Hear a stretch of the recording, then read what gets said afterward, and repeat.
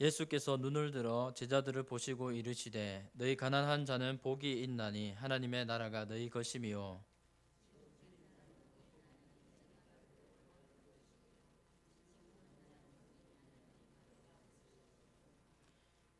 인자로 말미암아 사람들이 너희를 미워하며 멀리하고 욕하고 너희 이름을 악하다 하여 버릴 때에는 너희에게 복이 있도다.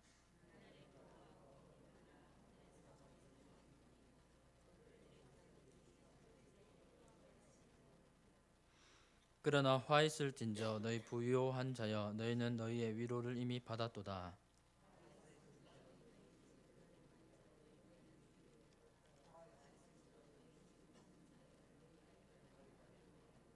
같이 보겠습니다. 모든 사람이 너희를 칭찬하면 화가 있도다.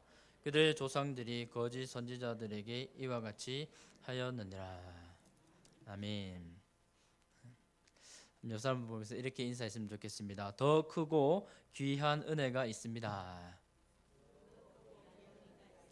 네, 주님 안에서 사랑하고 축복합니다. 먼저 인사하겠습니다. 주님 안에서 사랑하고 축복합니다. 네. 고난주간 특세를 함께 하나님 앞에 영광 돌리고 있는데 점점 더 얼굴이 환해지시는 것 같아서 너무나 감사하고 은혜가 됩니다. 오늘은 본문은 앞서 누가복음 6장 17절부터 시작하는 이른바 예수님의 평지수훈, 곧 예수님의 평지설교로 알려진 말씀입니다. 그래서 오늘 본문은 20절부터 26절까지인데요. 바로 예수님께서 밤새 12제자를 위해 기도하신 후에 임명하시고 평지에서 예수님을 기다리는 수많은 사람들, 어디입니까? 유대 사방과 예루살렘, 드로와 시돈 각지에서 예수님을 만나려고 모인 수많은 백성과 무리와 그리고 택하신 제자들에게 말씀을 선포하신 바로 오늘 본문의 말씀이 되겠습니다. 오늘 본문의 말씀을 가지고 평지설교라는 제목으로 말씀을 나누고자 합니다. 17절에 예수께서 그들과 함께 내려오사 평지에 서시니라고 이렇게 시작하고 있습니다. 평지수훈의 오늘 말씀 본문을 살펴보면 두 종류의 사람들에 대해서 말씀하고 계십니다. 먼저는 복 있는 사람과 그리고 화 있는 사람들에 대해서 예수님은 두 가지로 선언하셨습니다. 예수님은 먼저 가난한 자, 그리고 줄인 자, 그리고 우는 자, 그리고 예수로 인해서 미움과 소외와 욕과 핍박을 당하는 사람들에게 복이 있다라고 선언하십니다.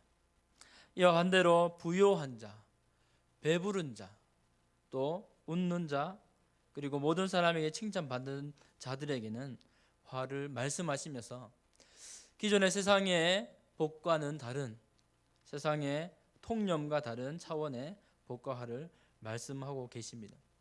누가복음을 살펴보면서 잘 알 수 있는 것은 바로 이 평지수훈과 마태복음 5장부터 7장에 기록되어 있는 산상수훈의 그 말씀이 서로 맥락이 통한다는 것입니다. 그래서 마태복음과 누가복음을 잠깐 비교해 보고 넘어가도록 하겠습니다. 먼저 같은 공통점은 바로 누가복음과 이 마태복음의 예수님의 말씀이 복의 선언으로 시작된, 즉 복 있는 자에 대해서 말씀하시고 마지막에는 지혜로운 건축자의 비유로 동일하게 끝나는 그러한 공통점과 통일성이 있습니다. 그런데 분명히 차이점도 있습니다. 먼저는 누가복음은 마태복음보다 훨씬 적은 양이 기록되어 있고, 또 이 누가복음에서는 이 교훈이 6장과 그리고 11장 그 뒤로 가서 12장까지 이렇게 분산되어 나타나고 있습니다. 또 우리가 잘 알듯이 마태복음에서는 산상, 즉 예수님께서 산에서 말씀을 가르치시고 그렇게 전하셨다고 소개하고 있고, 본문에서는 평지라고 누가가 소개하고 있습니다.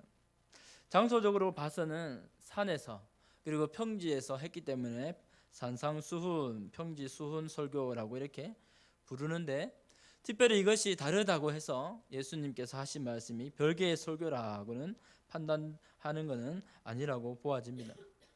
산이 있는 곳에 지형상 평지도 함께 있는 것을 볼 수 있고, 또한 마태와 누가의 저자의 시점과 상황과 형편에 따라 그것을 달리 기록되고 한 것을 볼 수 있습니다. 분명한 것은 예수님과 제자들, 그리고 가난하고 핍박을 당하고 또 예수님의 말씀을 들으러 나온 갈급한 사람들에게 예수님께서 오늘 누가복음 6장에도 평지로 내려오셔서 그들에게 말씀을 전하시고 계시다 할 수 있습니다. 그런데 좀 더 깊이 살펴보면 누가복음과 마태의 이 시점, 신학적인 견해도 좀 더 주목할 필요가 있습니다. 먼저 마태복음에서는 심령이 가난한 자라고 가난한 자에 대해서 조건을 달고 시작합니다. 그러나 오늘 말씀에서는 그냥 가난한 자에 대해서 말씀합니다. 마태복음에서는 의에 줄이고 목마른 자라고 하는데 오늘 말씀에서는 그냥 줄인 자라가 복이 있다고 하고 있습니다. 또 마태복음에서는 복 있는 자의 어떤 팔복으로 끝이 나게 되지만 오늘 본문에서는 복 있는 자와 화 있는 자, 배부른 자, 웃는 자, 모든 사람에게 칭찬받는 듣는 자들에게 대한 화로 끝나고 있습니다. 우리가 마태복음의 내용을 자세히 알지요. 마태복음에서는 살인과 간음과 이혼과 맹세 그리고 보복법 등의 구약의 조항들을 예수님께서 예로 들어서 다시금 그 율법이 아니라 율법의 깊은 정신을 잘 새기고 그것이 믿는 자의 내면의 차원에서 다시 이루어져야 함을 기준을 제시하고 있습니다. 반면에 누가복음에서는 이 대목이 생략되어 있습니다.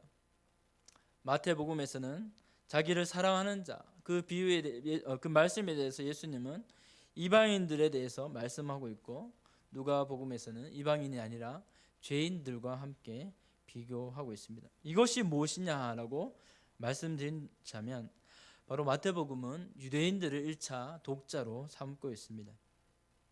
율법을 갖고 살아가고 율법의 의식에 율법의 가치관과 율법의 고정관념과 자신들의 생활 양식을 담고 살아가는 유대인들에게 마태는 그 말씀을 전하고 있습니다.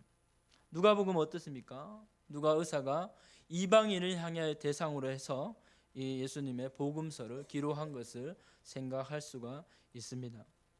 그래서 마태복음에서는 이 율법의 의를 이 어떤 외적으로 드러나는 행위가 아니라 내면의 영역과 관계해서 그것을 깊게 말씀하고 있습니다. 율법적 사고에 익숙한 유대인들을 대상으로 진정한 의는 어떤 율법의 단순한 행위가 아니라 바로 그 율법의 정신이 내면화되고 그 모습으로 되었을 때만이 진정한 율법의 모습이다라고 제시하고 있습니다. 더 나아가서 천국 시민의 윤리가 율법의 행위로만 아니라 그 바리새인과 그들이 행한 율법의 그 행위의 그 기준보다 훨씬 더 높은 천국 시민의 윤리임을 말씀하고 있습니다. 반면 이 누가복음에서는 이방인들을 독자로 한다고 말씀드렸습니다. 바로 그들은 율법을 알지 못했기 때문에 그 말씀을 하지 않고 누가복음은 당시 로마 제국 내에 이방 출신 기독교인들을 대상으로 전달한 내용이기 때문에 하나님 나라와 다른 힘과 권력에 의해 좌우되는 로마 압제하에 그런 모습을 가르쳐 주고 있습니다.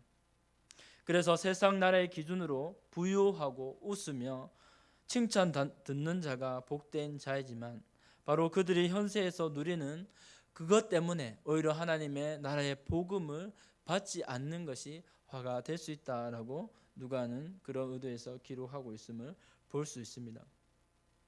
또한 그러한 가운데 세상 나라 가운데 하나님의 복음을 지키고 믿음을 지키고 핍박당하고 어려움을 당하는 그들에게 미움과 소외와 여러 가지 예수 때문에 그 믿음 때문에 어려움을 당하는 자들에게 격려를 전해주고 있음을 볼 수 있습니다.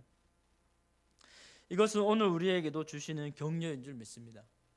바로 이 말씀을 통하여 우리가 하나님 앞에 더 가까이 가는 저와 여러분이 되시기를 바랍니다. 그래서 복음은 그 내용 가운데 누가복음은 종교적, 사회적으로 천대받는 계층에게 좀 더 다가가고 관심을 보이고 있습니다. 누가는 소외되고 비천한 자를 위해서 그리고 사람의 몸으로 이 땅에 인자로 오신 예수 그리스도의 사역을 강조하고 있음을 누가복음에서는 다 볼 수가 있게 됩니다. 그러면 오늘 본문의 말씀을 함께 좀 더 살펴보겠습니다. 앞서 말씀드린 대로 복 있는 사람, 화 있는 사람 두 종류의 사람을 말씀을 드렸습니다. 세상에서 멸시받고 천대받는 가난한 자, 줄이게 되는 자, 우는 자, 핍박받는 자들입니다. 사랑하는 성도 여러분, 이러한 자들은 바로 세상이 어쩌면 싫어하고 소외하고 또 세상의 시각으로 바라볼 때 불쌍하고 외곽에 있는 슬픈 자들입니다. 그러나 그들은 하나님 나라가 임할 때 그들이 원하는 바가 충족될 것이라는 그런 깊은 은혜를 소망하는 그런 자세로 예수님의 약속을 받았습니다. 물론 여기에 언급된 네 가지 유형의 사람들은 단지 외형적으로 불쌍하고 슬픈 자만을 의지하지는 않을 것이라 생각합니다. 이들은 바로 자신이 그 영혼의 그 내면의 가난함을 느끼고 겸손한 자들이고 하나님의 말씀과 은혜에 대한 갈급함을 느낀 자들이라 할 수 있습니다. 또한 자신의 죄를 슬퍼하는 자들뿐 아니라 하나님 나라 위해서 고난받는 자들입니다. 그들이 세상에서 어려움을 당하고 가난했기 때문에 하나님 나라에 다가서고 가난함을 느낄 수 있었고, 그들이 또한 영혼의 목마름을 느꼈기 때문에 하나님 말씀의 갈급함을 가지게 되었고, 그들의 죄로 인해서 울고 고통했기 때문에 그들이 죄를 슬퍼하며 애통할 수 있었고, 그들이 하나님 나라를 핍박받고 믿음을 지켰기 때문에 하나님 나라를 위해서 고난받게 되었습니다. 즉 주님께서는 이 땅에서의 일시적인 영광과 부귀보다 하나님 나라의 영혼을 위해 힘쓰는 사람들에게 영원한 기쁨과 영광으로 보상해 주실 것이라는 그 약속을 말씀해 주고 있습니다. 우리도 영원한 하나님의 나라, 영원한 것, 영원한 생명, 그리고 우리의 관심은 그 영원한 것에 있어야 될 줄 믿습니다. 우리 옆 사람 보면서 인사했으면 좋겠습니다. 영원한 것에 관심을 기울입시다. 감사합니다. 말씀을 이렇게 연구하고 때로는 이렇게 하루를 살다 보면 감사가 됩니다. 무엇이 감사가 되냐 하면 참으로 사람이 살다가 죽으면 그만 같지만은 하나님께서 우리를 사랑하셔서 나를 사랑하셔서 예수님을 주시고 예수님을 그 피 흘린 십자가의 그 고난을 통해서 우리에게 구원을 주시고 영원한 것, 영원한 생명을 주셨다는 것. 하루가 아니라 천년이 아니라 만년이 아니라 우리가 헤아릴 수 없는 그 시간을 주님과 함께 영원한 생명으로 살게 허락하셨다는 것을 생각할 때 이 은혜가 얼마나 큰지 또 하나님께 찬양을 하게 됩니다. 바로 예수님은 영원한 것에 관심을 가질 수 없는 사람이지만 그 가난함에 인해서 그 목마름에 인해서 하나님을 찾고 하나님께 나아가는 자, 하나님의 위로를 받는 자가 바로 복이 있는 자들이라고 말씀하고 있는 것입니다. 22절에 이렇게 말씀하지요. 인자로 말미암아 사람들이 너희를 미워하며 멀리하고 욕하고 너희 이름을 악하다 하여 버릴 때에는 너희에게 복이 있도다 라고 말씀하고 있습니다. 이름이 얼마나 중요합니까? 이름이 얼마나 소중합니까? 그러나 예수님 때문에 그 복음 때문에 우리의 이름이 짓밟히고 우리의 이름이 사람들에게 악하다 버려질 때에도 그것이 참으로 복되다 하는 것입니다. 우리의 이름보다 예수님의 이름을 높이기 위해서 우리의 이름이 욕을 받는 것이 복되다라고 말씀하고 있습니다. 예수님은 또 다른 종류의 사람, 화 있는 자의 모습을 말씀하고 있습니다. 이 세상에서 부요한 자, 배부른 자, 웃는 자, 모든 사람에게 칭찬받기를 듣기를 좋아하는 자를 말씀하고 있습니다. 이들은 결론적으로 말씀하면 현세에서 하나님의 뜻대로 행하기보다 이 세상에 자기의 만족과 행복만을 추구하여 살아온 자들입니다. 결국 하나님의 나라가 임할 때 얻을 것이 없고 하나님의 진노를 받게 될 수밖에 없다는 경고를 받고 있습니다. 그런데 이 가난한 자, 줄인 자, 이 배고픈 자 이런 모습들을 왜 이렇게 대조가 될 수 있습니까? 17절부터 19절까지 우리가 지난주의 본문이지만 이 17절부터 19절에 답이 있습니다. 평지에 내려오신 주님은 많은 사람들을 맞닥뜨립니다. 예수님을 이게 표현한 영화가 많이 있습니다. 예수 영화라든지 여러 가지 복음의 그 내용을, 마태복음, 누가복음 내용을 이렇게 영화한 내용이 많이 있는데, 그 영화들만 봐도 예수님이 당시에 오셨을 때는 그야말로 센세이션이었고 가장 큰 이슈였습니다.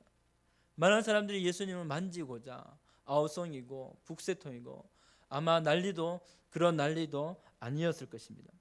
수많은 무리들이 자기의 병을 고치고자, 자기의 문제를 해결받고자, 질병과 귀신의 문제를 해결받고자 주님을 찾게 되었습니다. 다시 말하면 그들은 바로 질병이나 더러운 귀신의 문제나 어려움 때문에 예수님을 찾아갈 수밖에 없는 한결같이 문제를 가진 그런 자들의 모습이 있었습니다. 말 못할 고통을 인해서 어찌하든지 주님을 만지든지 주님께 나와 그 고통을 해결받기 위해서 그 고통에서 해방받고자 하는 자들이었습니다.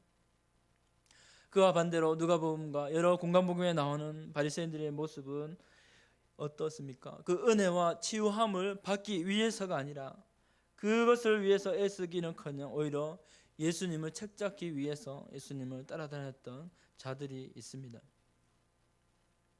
좀 더 다른 말을 드리자면, 오늘날의 이 심리학자들의 연구가 있습니다.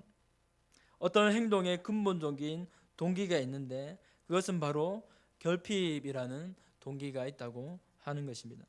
우리 속담에도 이런 속담이 있지요. 임갈굴정이라는 사자성어로 목마른 사람이 우물을 먼저 파는 것입니다. 다시 말하면 인간이 아무 부족함을 느끼지 못할 때는 잘 움직이지 않는 그런 습성이 있습니다. 이것은 영적인 차원에서도 적용될 수 있을 것입니다. 스스로 완전하고 의인이라고 자부하던 이 바리새인들은 주님 앞에 나왔지만 자신의 문제를 내놓지 않고 여전히 자신을 의롭다 하고 자신의 문제를 주님 앞에 내놓지 않지만, 고통을 겪으며 어찌하든지 주님께 나와서 그 문제를 받으려고 했던 수많은 사람들은 주님 앞에 그 사모함으로 나오게 되었습니다. 사랑하는 성도 여러분, 우리 모습은 어떻습니까? 우리도 우리 자신이 하나님이 아니면 죄에서 스스로 구원받을 수 없고, 그리스도의 십자가 보혈이 아니면 조금이라도 의롭게 될 수 없음을 인정하는, 그 은혜가 필요한 자들임을 인정하는 저와 여러분이 되어야 할 줄 믿습니다.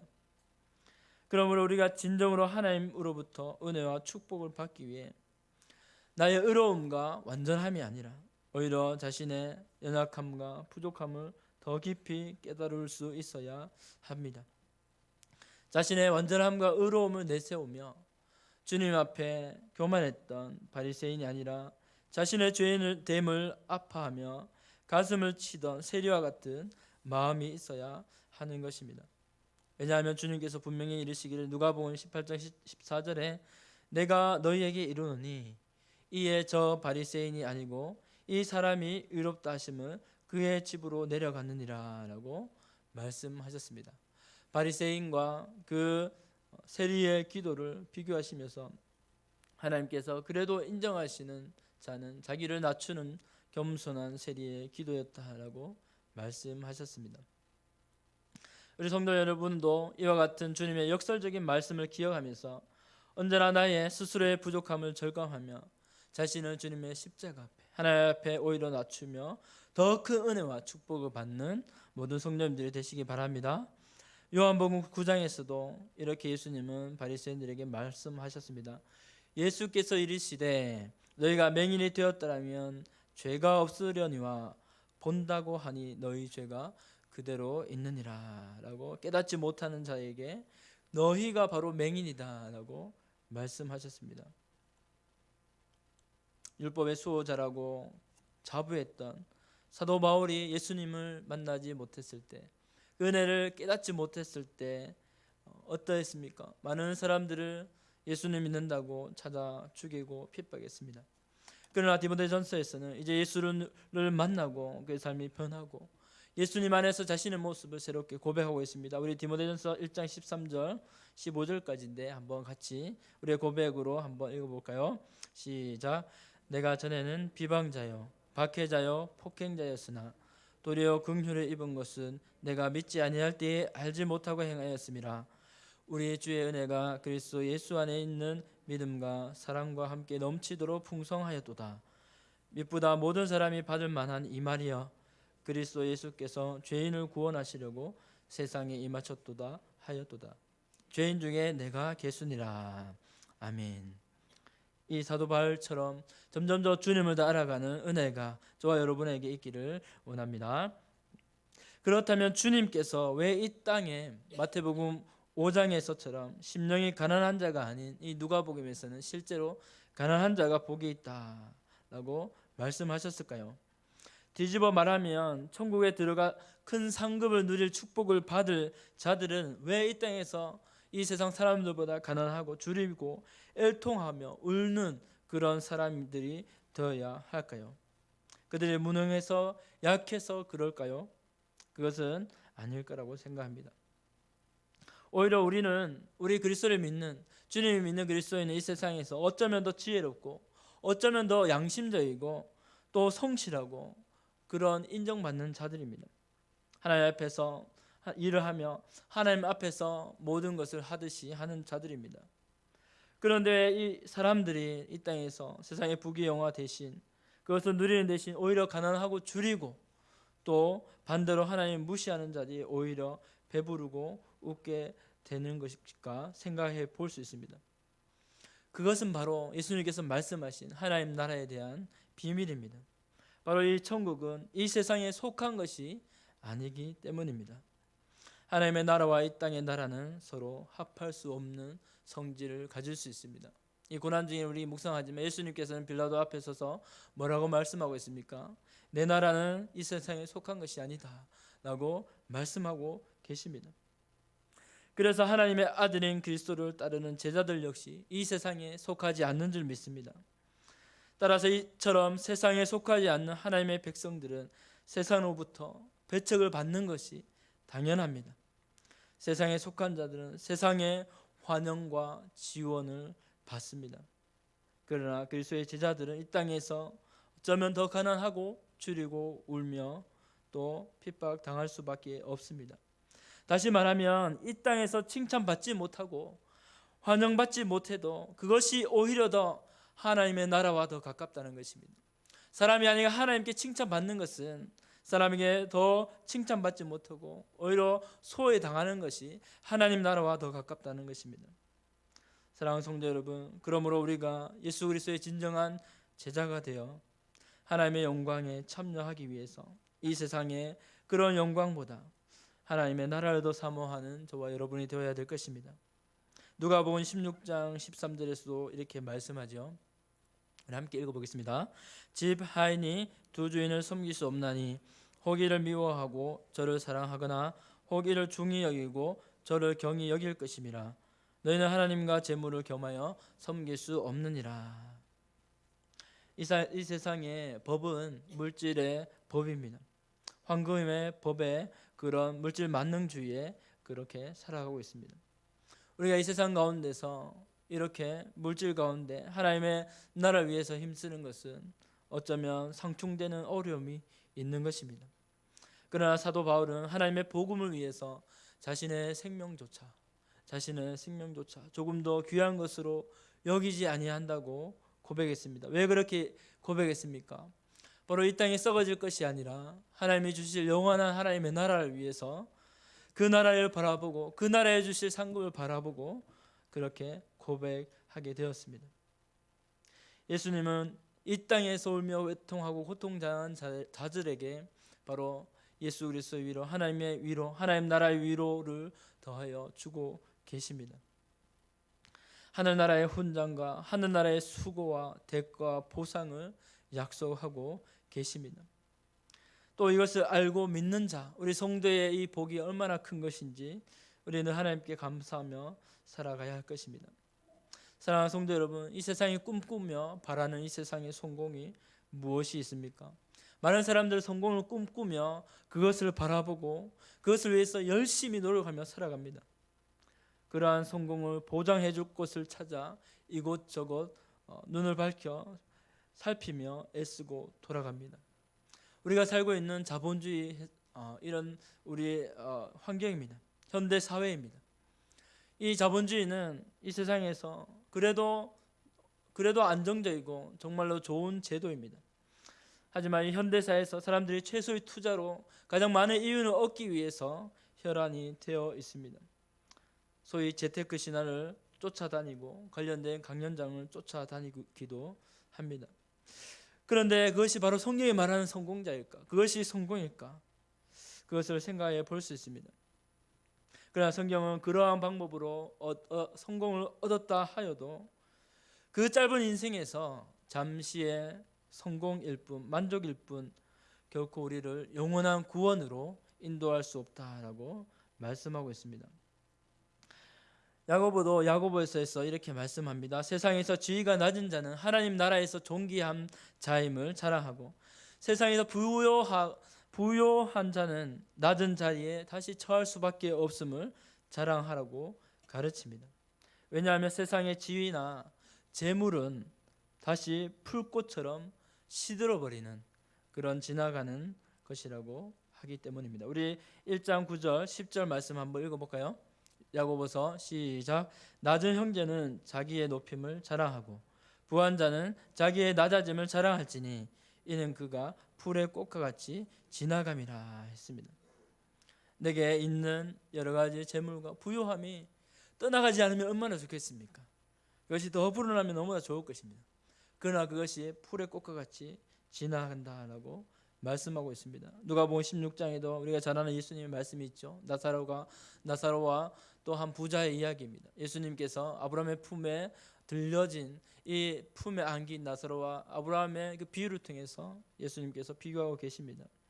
나사로와 함께 세상을 떠난 이 부자의 이야기입니다. 이 본문에는 이 부자는 이 생에서 이미 위로를 받았다라고 말씀하고 있습니다.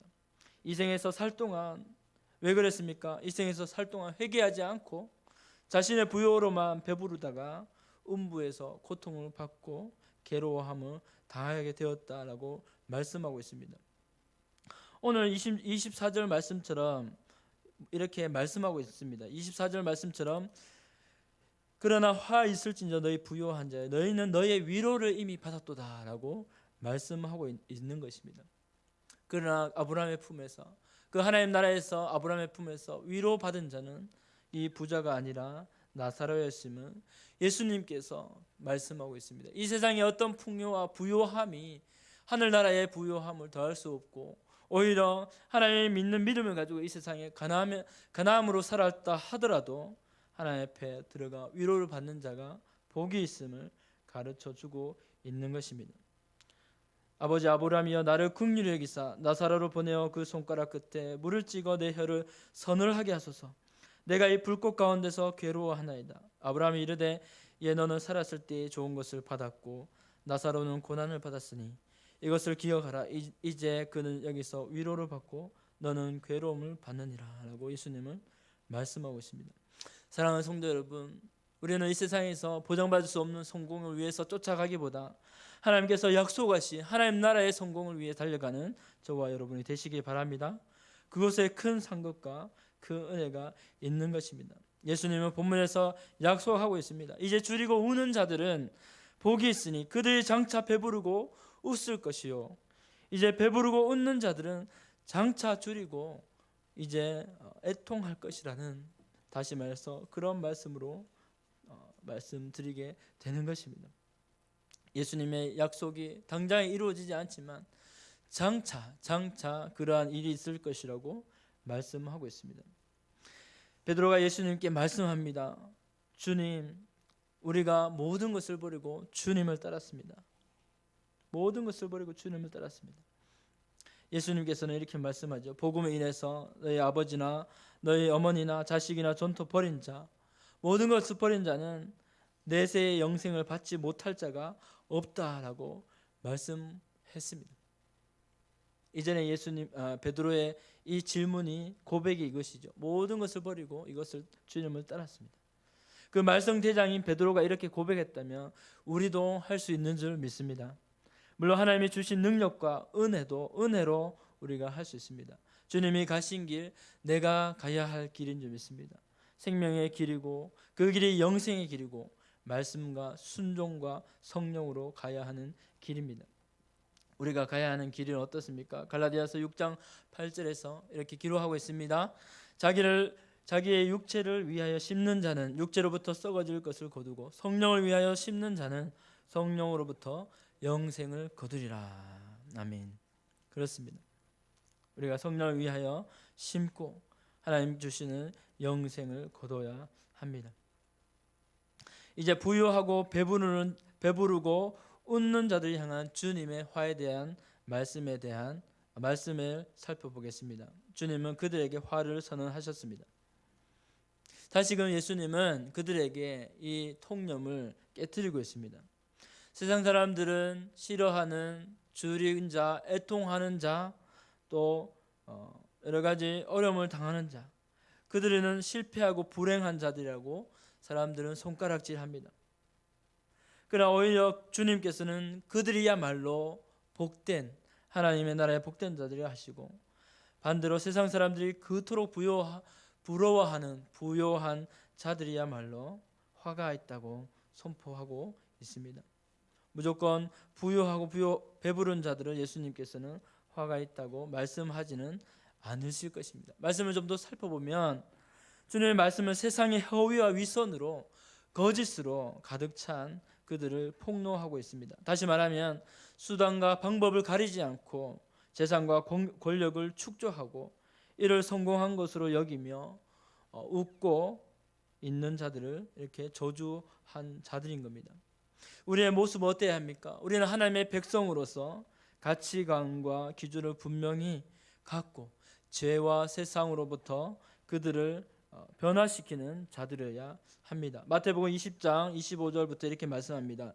예수께서 제자들을 불러다가 이르시되 이방인의 집권자들이 그들을 임의로 주관하고 그 고관들이 그들에게 권세를 부리는 줄을 너희가 알거니와 너희 중에는 그렇지 않아야 하나니 너희 중에는 누구든지 크고자 하는 자는 너희를 섬기는 자가 되고 너희 중에 누구든지 으뜸이 되고자 하는 자는 너희의 종이 되어야 하리라 라고 말씀하고 있습니다.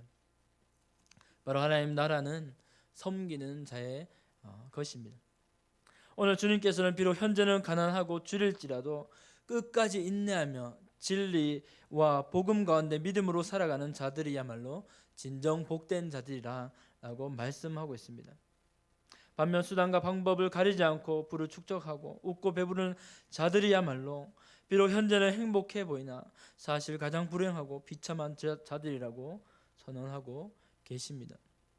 이제 마지막으로 예수님께서 말씀하신 이 칭찬받는 것이 화가 된다고 하는 말씀에 대해서 말씀을 나눠보겠습니다. 26절에 모든 사람이 너희를 칭찬하며 화가 있도다. 그들의 조상들이 거짓 선지자들에게 이와 같이 하였느니라 라는 말씀입니다. 예수님은 사람들에게 칭찬받는 것이 화가 된다고 경계하셨습니다. 그것은 바로 세상에서 편하게 살기 위해서 거짓 선지자들과 야합하고 그들에게 아첨하여 무사람에게 칭찬 듣는 것을 의미합니다. 누구의 편에 서 있는가 하는 것입니다. 우리 모두 예수님의 편에 서 있어야 할 줄 믿습니다. 고난주간에 예수님께 나왔던 향유옥합을 깨뜨린 이 여인이 있습니다. 이 한 여인의 헌신을 예수님은 칭찬하셨습니다.